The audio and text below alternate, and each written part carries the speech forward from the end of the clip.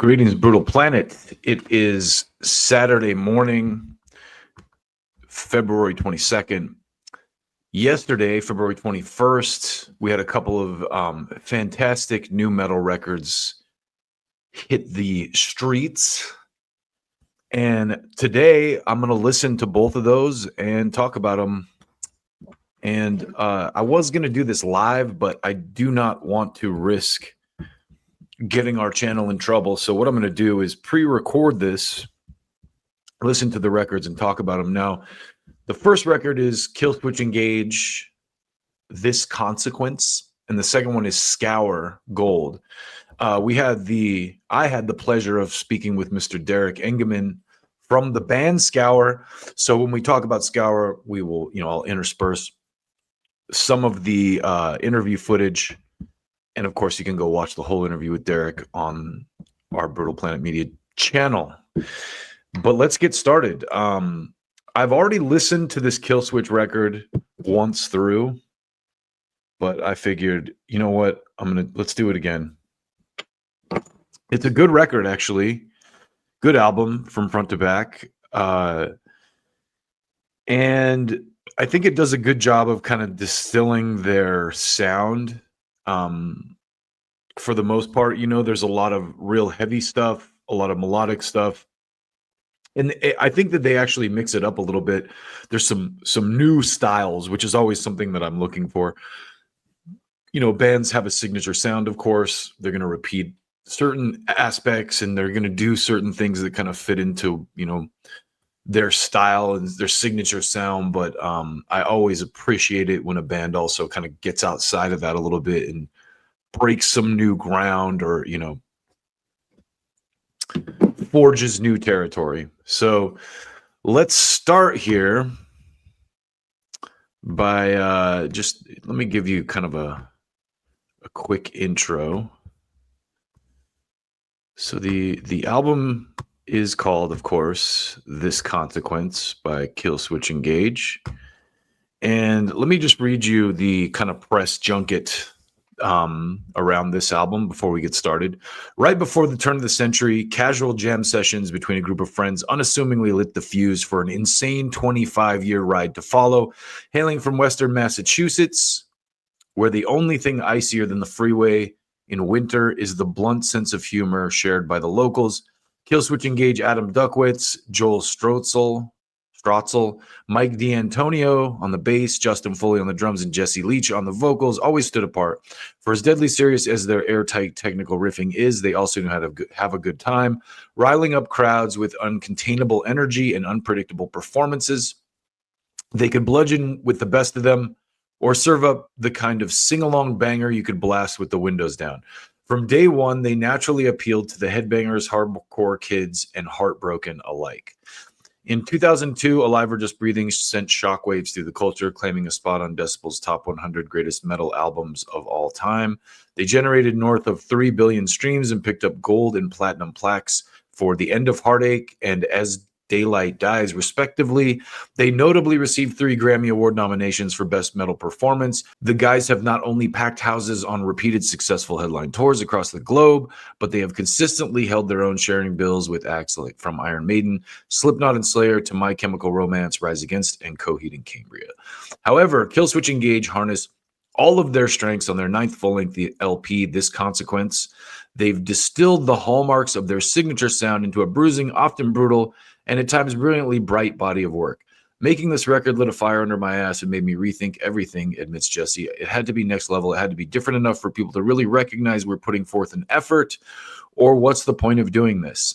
There was no repeating ourselves. It was very carefully planned out and passionately written. It sounds like Killswitch, yet there's a fresh spirit to it. This time around, the group emphasized working together face-to-face in a Massachusetts rehearsal spot. The process enabled them to apply the pressure on every element. At the collective urging of his bandmates, Jesse poured over his words like never before. We pushed him to do more vocal demos and were super tough on him, recalls Adam. He was so open to feedback, though, and he definitely got the lyrics right. I love it when he and I are face-to-face and ideas are flying around. We work especially well together when we're in the heat of the moment. All of the demoing made for a better record. and there was so much communication between all the band members. It felt like everyone put a ton of effort into this. Mike adds, it's the first time since Alive or Just Breathing that we really hashed everything out together in the same room. It was a combined effort, and there are even some things you've never heard from Killswitch. Jesse culled inspiration from hours on thesaurus.com, reading as many books as possible and interacting with fans on the road in between. He confesses, I found my voice again. I never considered myself to be part of mainstream society, he goes on. I've always been in the middle. To me, this record is about the consequences of our actions as humans as we engage in war, hatred, division, and falling in line with control. History repeats itself. We're going to have to answer for our actions, whether it's how we treat the earth or each other. There will be an uprising and a backlash from nature. Cause and effect is a driving theme. We will face a consequence. But I will just say the goal is to make fans happy, concludes Adam. When you come to a show, it's about fun. I love the connection we have. If the crowd is having a good time, we're having a good time. This record is for everybody who's been with us for all of these years. The world is in a dark place, but we're going to get through this, grins Jesse. Music has always been a light in the darkness. When I feel like all hope is lost, certain albums came along at the right time and saved me. We are giving everything we have because it's all we got. We have a chance to take Killswitch to another level. That excitement is like fuel. We have everything to prove and nothing to prove because we are right where we need to be. So let's give this album a listen and talk about some of the tracks. I'm going to start. The first song is called Abandon Us. And here we go.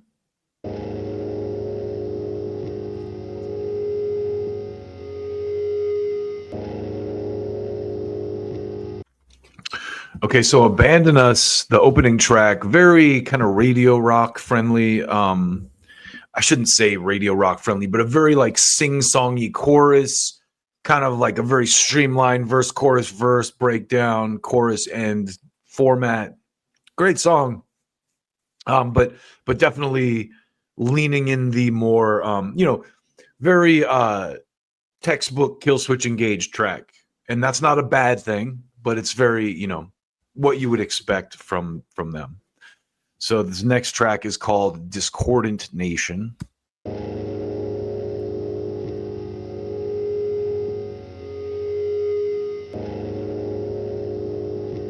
So that track, Discordant Nation, fire.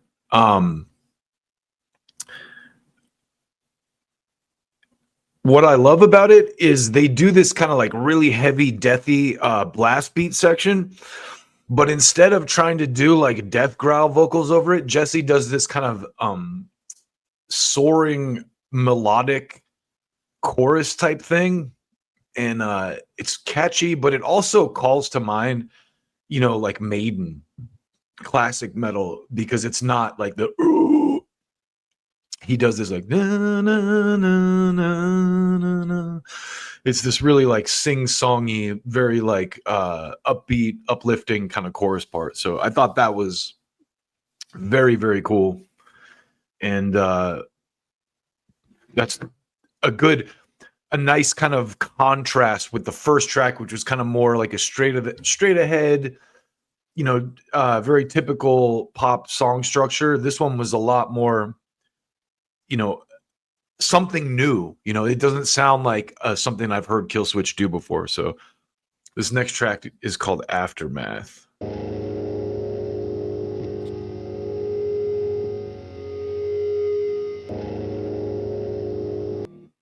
Okay, that one starts out with kind of this slow acoustic clean guitar and breaks into like a really, again, sing-songy big chorus, catchy hook.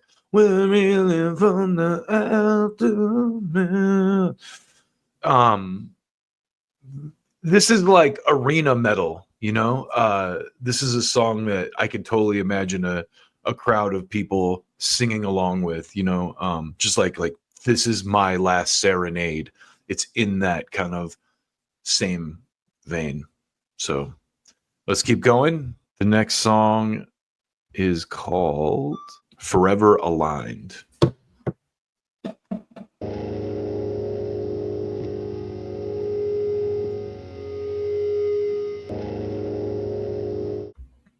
I have to say, I really love the riffs on this one. Adam's kind of doing this tapping thing, and there's a very cool melodic interplay between the guitars. You can really tell that they got into a room and played these songs together, like wrote the songs together rather than traded files over the internet, because there's a lot of kind of really good synergy between the band members on this. And this is a standout track, clearly a good single track. The first single, Forever a Line, finds the band firing on all cylinders. Jesse's growl weighs heavy on a galloping beat and a dual guitar battering ram. The barrage breaks like a wave on a chantable chorus. It's you I find forever in my mind. We are aligned. Giving way to a melodic bridge laced with a hummable lead line. So it's very much that sing-along, kind of like you fist pumping, like forever. You know, the Killswitch is great for that. And Jesse says, when you find someone who won't give up on you, forge a friendship, or have a family member who makes you a better person, you realize what love actually is. I think true love is far beyond human comprehension. We have a glimpse of it, but we'll never grasp it. When you're striving to be filled with love, it's a selfless path. It's a spiritual connection. It transcends life and death. The energy of love moves on eternally, so you're forever aligned with who you love. So the next track is called I Believe. Let's get into that.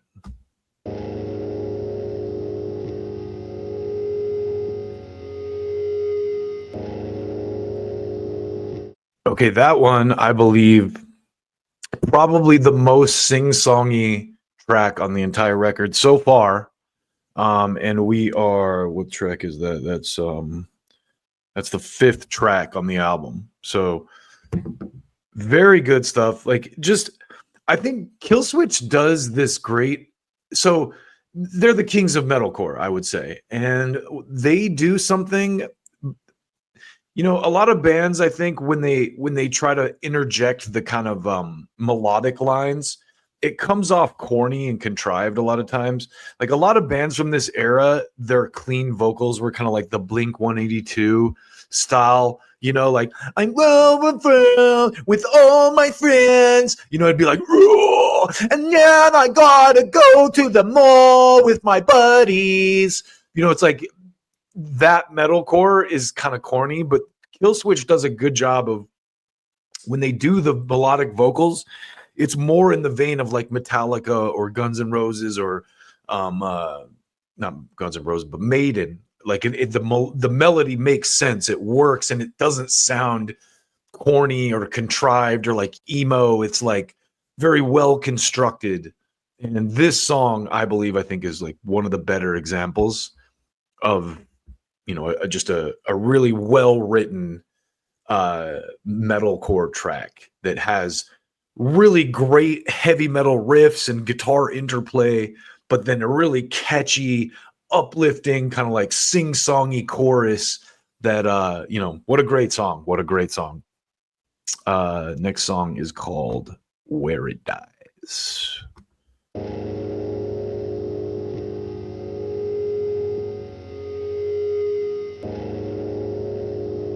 Okay. Very cool track. Very, very cool. This one probably has what I would say a breakdown that's very reminiscent of Master of Puppets. Now, the rest of the song doesn't sound like Master of Puppets. It doesn't have the kind of cool little breakdown that Master has in the middle. But that there's a breakdown, and you'll hear it if you listen to it. It has a very like Master of Puppets kind of, maybe an homage, maybe Adam's paying an homage to Metallica on it. But the overall track itself is, again, these guys are elevating the game, I feel like, with this record, because they're doing this really heavy stuff, but really melodic vocals that work over the top of it, you know? And I love that because so many bands just go, you know, and I love the fucking growl vocals. I love the scream vocals. I love the like angsty, heavy, fucking hard vocal fry. I like that style. But I think these guys are doing such a killer job, especially with this record. It's like they've really kind of reached their peak in this game of creating these heavy yet melodic kind of metalcore tracks. And this one, probably one of the heavier, better songs on the album, as far as I'm concerned. So let's keep going here. We're going to move into the next track here, which is called Collusion.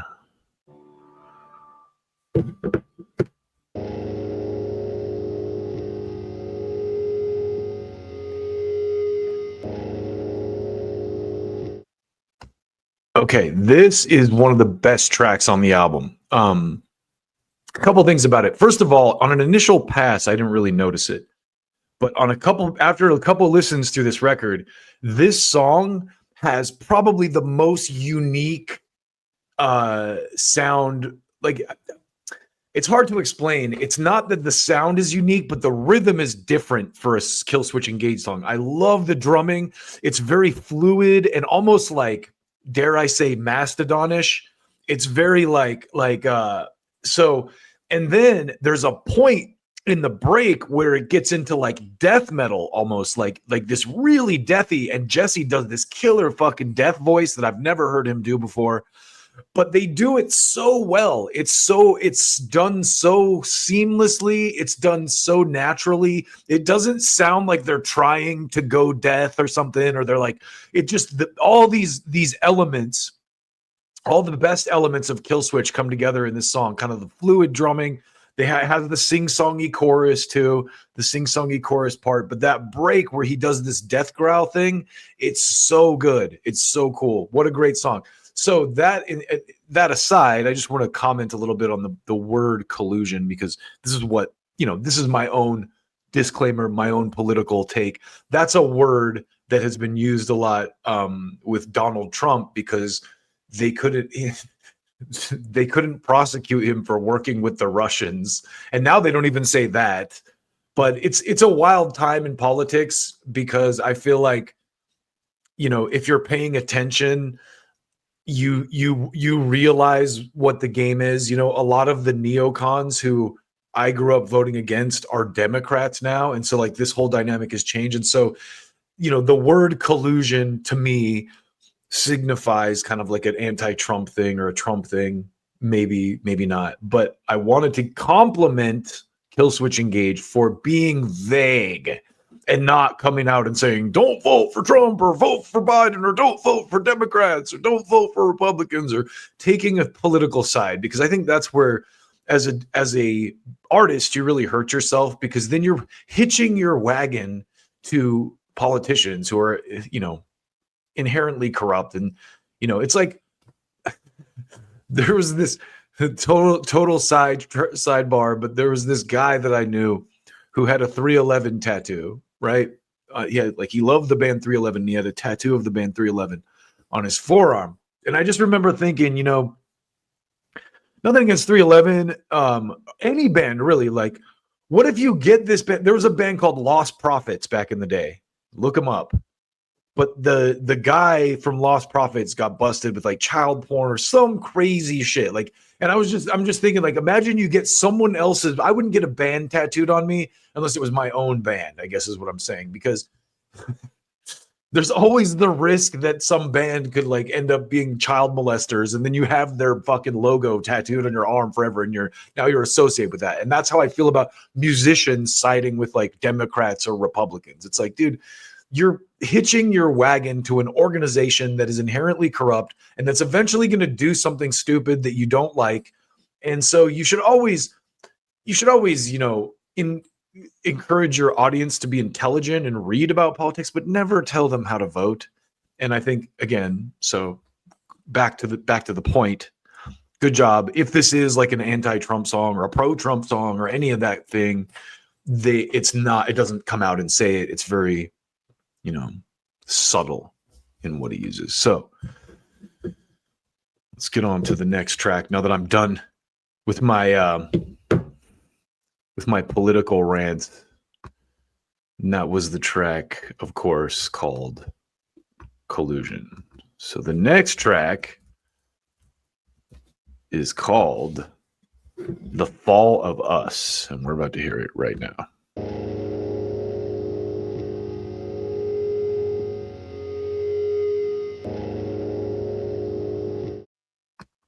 All right, so that was The Fall of Us. Again, one of the things that they're really kicking my ass with on this record is they're mixing up their kind of approach with each song. So this one it's brutally heavy, maybe one of the most brutally heavy tracks right out of the gate, like just blast beats, dare I say almost black metal at the beginning.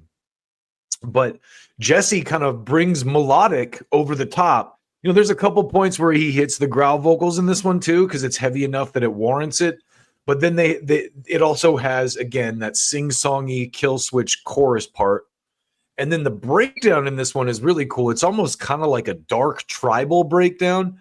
So again, while they're still bringing kind of their sing-songy, like, you know, arena Killswitch Engage styles to this, you know, it's also got that kind of it's got an edge to it, like a unique edge. Each song on this record, I think I got to give them credit, has that kind of unique edge to it. And this is probably, again, a byproduct of them getting in the room together and jamming and looking each other face to face, looking in each other's, you know, while they're jamming and like riffing on things and going like, what if we go this direction versus like, here's a track that I made over email, you know what I mean? And so, again, another killer track that, and we're almost to the end. So this is the second to last track. This one's called Broken Glass.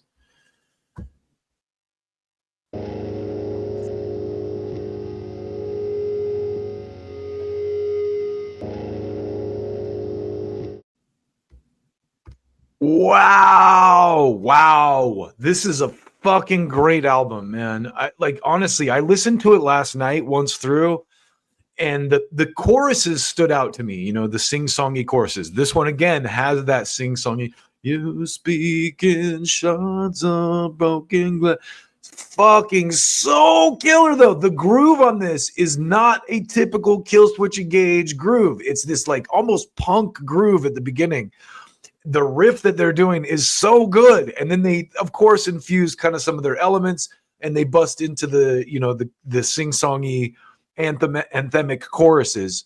But I also have to give them a lot of credit for not overstaying their welcome on any of these songs. The songs are very concise. They're all very brief. None of them drags on for too long.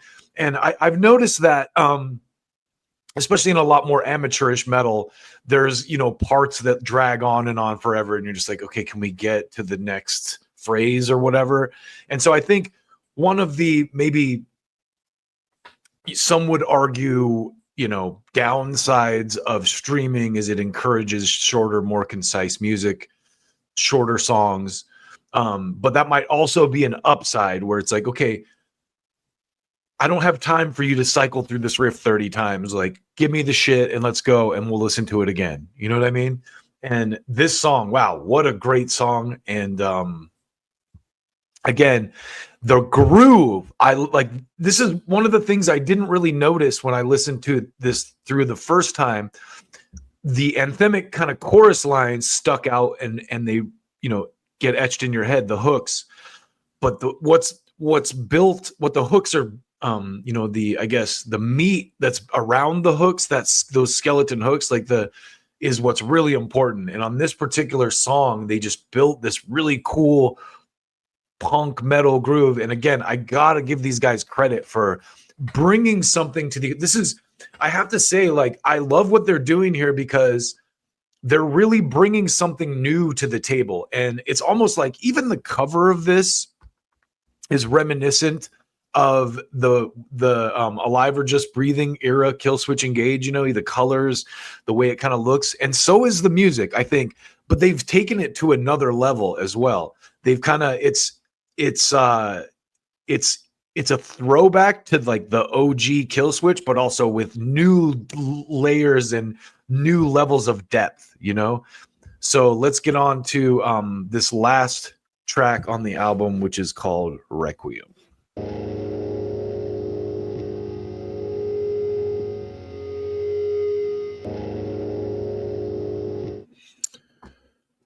All right, my thoughts on this one, the last track on the album, probably the most 80s of the album, of the tracks.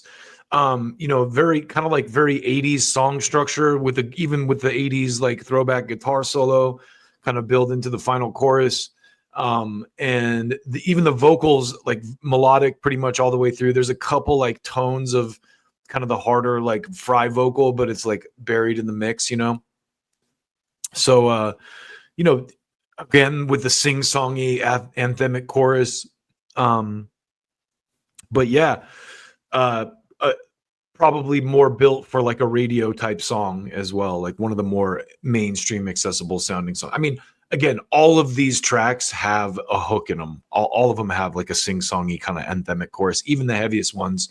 And that second to last song, Broken Glass, and what was the other one that I really like? Where It Dies is good. The Fall of Us, Discordant Nation. Yeah, the second track. So probably Discordant Nation and Broken Glass are the two standout tracks on this record for me, just because they're so different for Killswitch. They're kind of really doing something unique in those songs. The Broken Glass, the groove on that, like the kind of like, it's like almost like a punk rock groove, but not really. Like it's just a different thing. And then I really love the kind of like really heavy, deathy breakdown they do on that second track, Discordant Nation. So that's the Killswitch record. Honestly, really great album from front to back. I have to give this band a lot of credit for staying relevant and just also branching out and doing some new shit and just bringing something fresh to the table with this record.